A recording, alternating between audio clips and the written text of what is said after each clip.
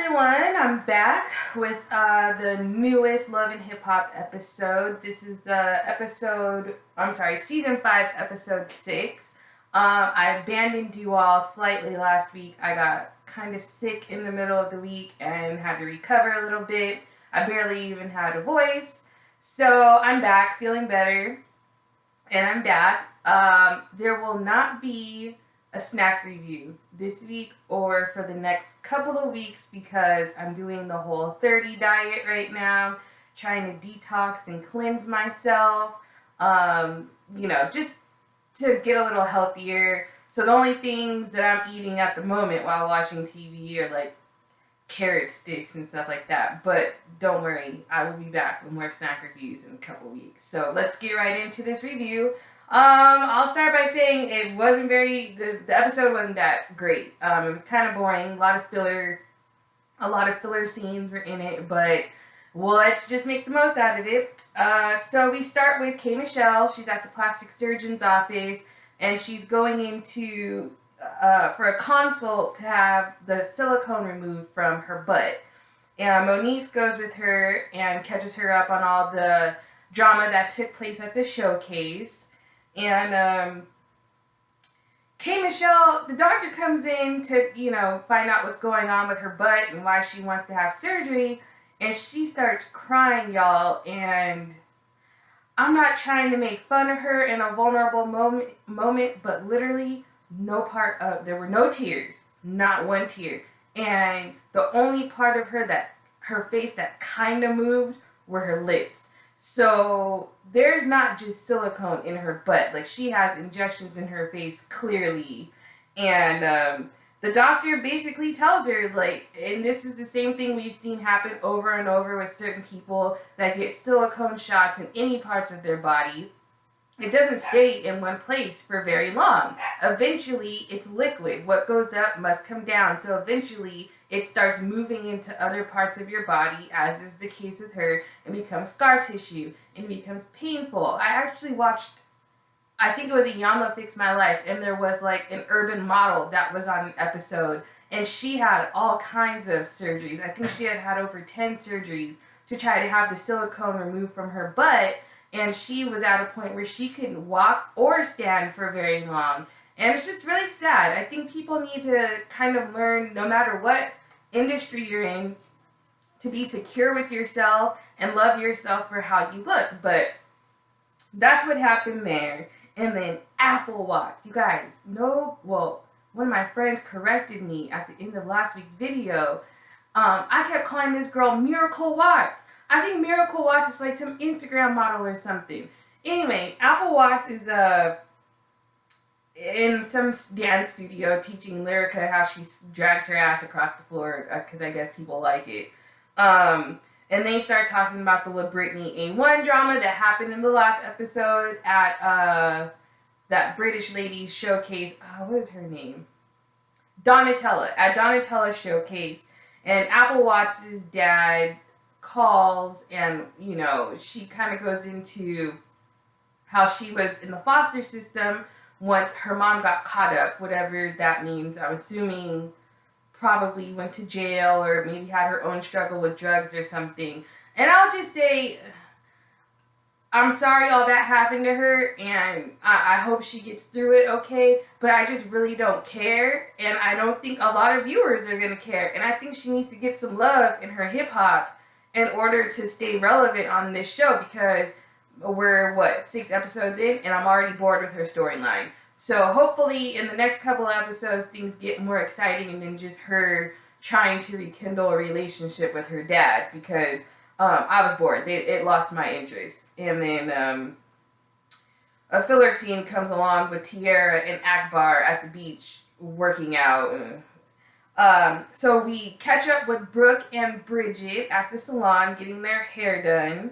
And I put heavy quotations because Brooke clearly has a weave. All they were doing was curling her hair, and Bridget was getting her hair flat ironed, I guess. And Brooke catches Bridget up on all of her shenanigans from the previous episode. And then Paris comes in with her weave. and just sits right down in a chair. No wash, no scrubbing of the scalp, no nothing. She just sits down in the chair and gets her hair done, because that's exactly how it is for all of us at the salon, I guess. But she goes on to proceed to tell them all of Tiara's business, and Tiara, I mean, I've never really noticed her being friends with Brooke or Bridget really like that. So I just thought that was kind of weird and out of pocket to be telling all her business. But it was useful because Bridget, not Bridget, Brooke confirms that she's like, oh, Akbar, yeah, he's a kind of a creep. Like I've seen him with lots of women for years. And the latest woman I saw him with, I think was a month ago. And she says that he was with a whole nother girl that was not chocolate complected like his wife, but was caramel complected and wearing an MDE shirt, which I guess is his entertainment brand or whatever he has going on. So although Paris was being messy and telling Tiara's business, it did serve a purpose. So Marcus catches up with A1 at his video shoot, and they shoot the shit about the crazy women in their lives. And Marcus confirms what we already knew, which is that in some weird way he likes Bridget and her psycho ways. And whatever, to each his own, like I always say about them. And then A1 catches up Marcus on the whole Rocstar fight, and he does note that Lyrica was loyal once the fight broke out and had his back. And I'm just like, if you only knew she was telling all your business to this man, and that's why he piped up on you in the first place. But, whatever. And Rocstar, and his gross, opportunistic self, he's in a restaurant and he meets up with this girl named Amber. And she starts off, in her confessional saying, oh, you guys probably remember me as Cisco's girlfriend. Correction, we don't remember you at all. I have forgotten all about Cisco and his one sweatshirt that he wears until you brought him up just now. So she wants to meet up with, or she wants to talk with Rocstar because she's a singer and she brings her momager in on it, and they basically have a business conversation about how she wants to release an EP. So they start talking money. Rocstar is throwing out, it's going to cost 100 racks for this, 20 racks for this, that, and the other. And Momager pulls out, a couple stacks of money out of her purse and was basically like, get the job done. Rocstar and his greedy ass just takes the money and decides to work with this girl, not even having heard her sing yet. So, I don't know why you would promise to make a miracle happen when you don't know if this girl can sing, hum, or anything in the tune of a song yet. But I guess, it was cash money and money talks, so I guess we can't really say much about that. K. Michelle goes in for her surgery. They showed it all. They blurred out, the crack of her butt, but they definitely showed themselves. I can't do those plastic surgery shows. Mind you, I work in the medical field, but I can't do those plastic surgery shows where they start, shoveling and sticking and lipo and all that stuff. It makes me nauseous. It makes me want to vomit. But, they show her surgery, and then Apple Watts meets with her dad. I'm not even going to discuss this because I don't really care. The only thing I'll say about this is that they did agree that they need to go to counseling, which I think is constructive. But again, I'm not going to go into detail about that scene because I just don't care. I think they're reaching for a storyline for her at this point, and I think exploiting the familial relationship that she has or doesn't have with her parents is just one that should be, heard about on a Yamla Fix My Life or, one of those self-help shows. But it's not the place for love and hip-hop. I want to be entertained. I want to see fights and bad wigs and terrible fashions. I don't want to, be crying and, it's just too much. It's out of place. So, Lyrica and A1 meet up at their Airbnb, aka their house. And she's on the patio, and he just walks right in. And they start talking about the relationship and how, they do love each other. And she looks him in the eye and she tells him she never had sex with Safari.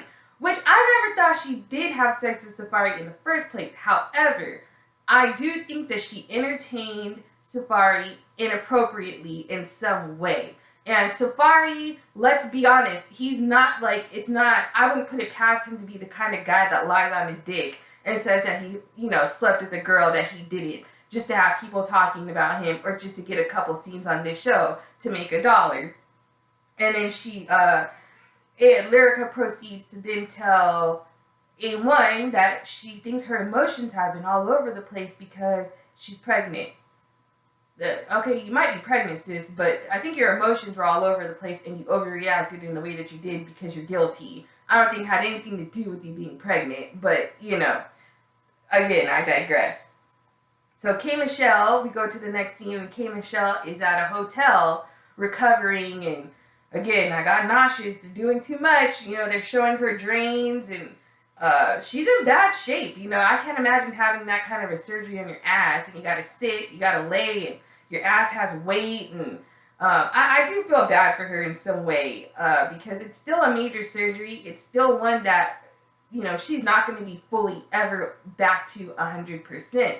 And I think it's important that they're showing this because it does show that these surgeries and these shots and the silicone and all these things that these girls are doing to themselves, it will catch up with you in one way or another. You are augmenting your body in a major way, and, it does catch up with you. So although it disgusted me, hopefully it reached somebody out there that's thinking about doing it or is having the same experience that Kay's having, and they can, I guess, know that there's hope and they can get it fixed if they wanted to.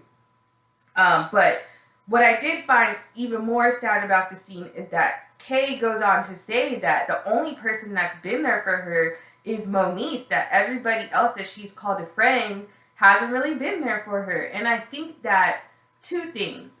One, I think when you're in the business that she's in, a lot of people act like they're your friends when things are great, and then when things are bad, they kind of don't know who you are. But also, Kay, you're kind of crazy, and you kind of do things to people and say whatever you want to people and think you can treat them however you want to treat them, and then when you really need people, nobody wants to fuck with you like that because you've said and done so many hurtful things to other people that maybe you don't really have a lot of true friends because people are so scared of the backlash that comes with being your friend. So just a little chicken soup for the soul, I guess. But we flash to the studio where Amber is singing, and she is terrible. I mean, she's flat.